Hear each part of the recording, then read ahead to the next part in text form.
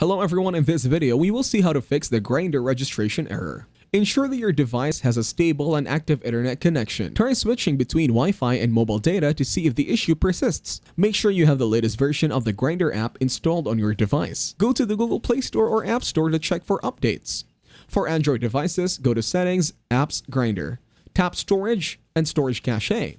Tap on Clear Cache and Clear Data. Restart your device and try signing up on Grindr again.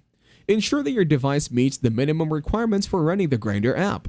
Check Grindr's official website or App Store listing for compatibility information. Make sure you are entering accurate and valid information during the registration process, including a valid email address and phone number. If possible, try signing up on Grindr using a different device to see if the issue is specific to your device or account. If none of the above steps resolve the registration error, consider contacting Grindr's customer support for assistance. They may be able to provide further troubleshooting steps or insights into the specific error you are encountering. Sometimes, registration errors can occur due to server issues on Grindr's end. Check Grindr's official social media channels or status page to see if there are any reported server outages or maintenance activities.